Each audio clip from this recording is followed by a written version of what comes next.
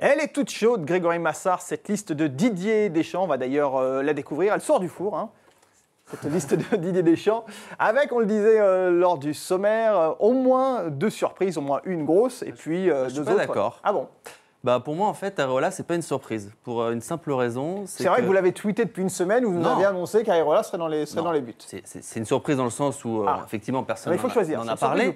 Mais c'est pas étonnant, parce que Costil est blessé, parce que Ruffier, apparemment, n'aime pas son statut de numéro 3. Il s'est expliqué avec Didier Deschamps, comme nous l'avait dit Olivier Delos-Buès il y a un mois lors du précédent rassemblement. Donc, en numéro 3, ça ne peut pas être lui.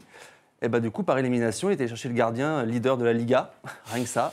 Avec Villarreal. Mais son nom n'est jamais apparu quand même dans les radars. Non, après c'est quand même un gardien qui a joué beaucoup de matchs avec les équipes de jeunes de l'équipe de France, donc il fait partie du groupe France.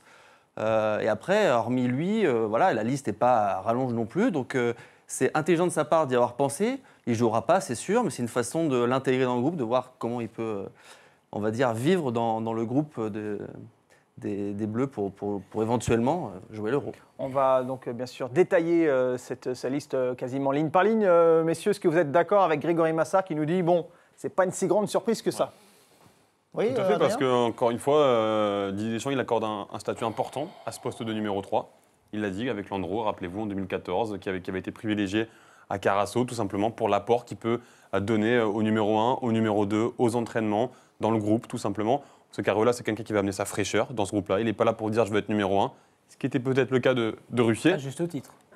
À juste titre, oui ou non, parce qu'il y a quand même un Hugo Lloris qui est indéboulonnable je ne suis pas sûr. En numéro 1, mais... Non, je ne suis pas sûr. Ah ouais. Pourtant, sur ce qu'on voit depuis des mois, voire des années, c'est le sentiment. C'est votre sentiment, c'est pas le mien. Il y a 2 lectures sur l'arrivée d'Areola. La première, c'est que Ruffier, oui, ne veut pas rester numéro 3, mais à juste titre, parce que sur les dernières saisons, il a une régularité des prestations vraiment... À juste titre, donc c'est lui qui fait la liste. Non, c'est pas lui qui fait la liste, mais si vous comparez par rapport au rendement d'un Mandanda sur les 2-3 dernières saisons et d'un Lloris, je pense que Ruffier n'est pas en dessous. Il a plus l'étoffe d'un numéro 1 bis que d'un numéro 3. Si on part du principe que le numéro 3 doit faire le tampon entre les deux, prendre Areola, je ne suis même pas sûr que ce soit d'ailleurs très intelligent, parce que généralement, pour un gardien plus expérimenté qui parle beaucoup, je ne suis pas sûr qu'Areola va beaucoup parler dans le vestiaire lors du prochain rassemblement. On prépare l'avenir, non, c'est ça, avec Areola? Je ne suis même pas sûr qu'on prépare l'avenir. Lloris a 27 ans, Mandanda a 29. Oui, il va faire le numéro 3, mais en attendant... Je pense qu'on prépare justement l'avenir. Je ne suis même pas sûr qu'on prépare l'avenir avec lui. Et deuxièmement, je rappelle aussi que si Didier Deschamps a dit qu'il accordait beaucoup d'importance au poste de numéro 3, il a aussi dit qu'il ne sélectionnait jamais un joueur quand il était sur une dynamique de 3-4 victoires, ce qui ressemble beaucoup à la dynamique de Villarreal quand même en ce moment. Je ne dis pas qu'ils font une mauvaise saison, ils ont énormément recruté devant, Bakambu, Soldado, il est gardien titulaire. Sur un match comme ça, pourquoi pas Carasso ? Pourquoi pas faire revenir Carasso? Puisque Costil est blessé, tu prends un gardien qui connaît déjà le groupe, qui n'a aucune velléité d'être numéro 1. Mais là au moins, t'intègres dans le groupe un jeune. Moi, je suis d'accord. Et ok, Mandanda et Lloris ne sont pas des vieux de la vieille. Mais quand même, Areola, il a que 22 ans. Il a encore 12 ans devant lui pour intégrer les Bleus. C'est justement pourquoi intégrer un garçon comme ça c'est plus intéressant d'intégrer maintenant. Qui n'a jamais rien montré quand même. Messieurs, le cas Areola vous divise visiblement. Les explications limpides de Didier Deschamps, on va l'écouter dans la foulée s'exprimer sur le cas Ruffier, puisqu'effectivement, les 2 cas, les 2 sélections sont liées, celle d'Areola et de Ruffier.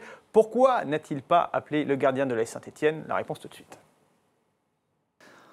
On va aller par ordre. Donc, Stéphane Ruffier, j'ai eu une longue discussion avec lui au mois de mars dernier. Et j'ai tout dernièrement échangé avec lui de nouveau. On a discuté, on a parlé. Et suite à cet échange, j'ai pris la décision de ne pas le convoquer. Et c'est pour ça que j'ai choisi Alphonse Areola.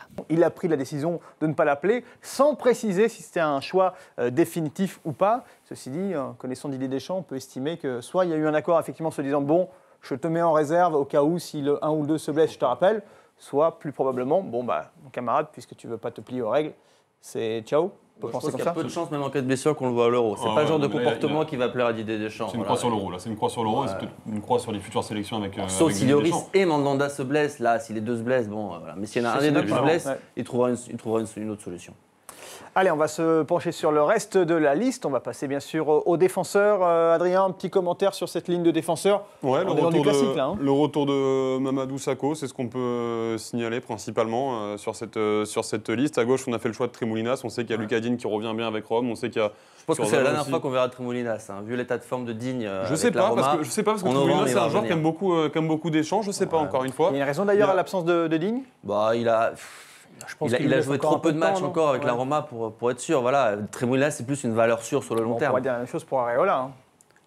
Oui, sauf que là, Tremoulinas, lui, ça le dérange pas de. Enfin, tu vois, il a un esprit de groupe, il n'y a aucun souci. Par contre, il y en a un qui est en train de s'installer dans cette liste, c'est Christophe Jallet. Parce que. Moi, j'aurais dit Kurt Zouma également, qui est de plus en plus titulaire avec Chelsea, qui s'impose vraiment comme l'un des futurs patrons de la défense des Blues et qui pourrait, étant donné qu'on n'a jamais réellement trouvé d'associé à Varane en charnière, jouer un coup sur. Je sais pas si c'est une bonne nouvelle vu la défense des Blues. Alors après, il n'est pas entièrement responsable, Grégory. Il n'est pas non plus aidé par ses latéraux, mais en prestation individuelle, je trouve vraiment bon. Et étant donné que ni Mangala, ni Koscielny, ni Sakho n'ont réellement convaincu aux côtés de Varane, je trouve qu'il mériterait au moins sur cette double confrontation d'être essayé titulaire. Grégory, juste rapidement un mot sur Mamadou Sakho. On sait qu'il a été en difficulté. Il a connu une période pas forcément évidente, mais visiblement Didier Deschamps lui maintient sa confiance. Je pense que c'est sur le plan mental, je pense que c'est un joueur qui plaît beaucoup à Didier Deschamps, même s'il a eu une année compliquée avec Liverpool. Après, sur ce poste-là, c'est lui ou Aymeric Laporte. Il a fait le choix de Sakho parce que Koscielny est blessé, il faut le rappeler. Bien sûr, on le rappelle. Mais il aurait été dans la liste quand même, non? Pas sûr? Pas sûr. Non. Sana Diarra, c'est pas forcément une surprise sur les prestations, peut-être un peu plus sur le timing. C'est vrai qu'il n'a pas joué pendant un an, il a fait 8 matchs ou 6 matchs avec l'OM. Il était très bon, il est déjà de retour. Moi, je pensais qu'on attendrait peut-être le rassemblement du mois de novembre face à l'Angleterre et l'Allemagne, mais bon, il est là. C'est un signal fort. Exactement, c'est preuve qu'il veut l'installer sur la durée. Là, à mon avis, il lui envoie un message, il lui dit « je compte sur toi, à toi maintenant de… » Et c'est aussi un message à Kondogbia qui n'est pas dans la liste, quand même. Ouais. Et un message à Cabaye également, Adrien? Cabaye, clairement, c'est celui qui a été testé à ce poste de numéro 6. C'est vrai techniquement, il est au-dessus. Mais je veux dire, c'est lui qui a ce poste-là. Techniquement, il est au-dessus. Après, c'est vrai que Diarra, au niveau de ce qu'il a montré avec l'Olympique de Marseille, il peut très bien aller chercher cette place. C'est à confirmer, évidemment, sur la durée. Est-ce qu'il ne manque pas quelqu'un dans cette liste? Atem Ben Arfa. Oui, bien sûr. C'était pas la question du jour, je vous rassure. Mais Atem Ben Arfa n'est pas dans la liste. Est-ce que c'est justifié? C'est l'effet inverse d'Areola et Diarra. C'est-à-dire que là, pour le coup, il l'attend pour voir. C'est-à-dire qu'il l'a vu, il le connaît, et il va falloir qu'il en fasse un peu plus que ce qu'il a sélectionné. Beaucoup plus, comme dit Naïm. Beaucoup plus. Moi, je pense beaucoup plus.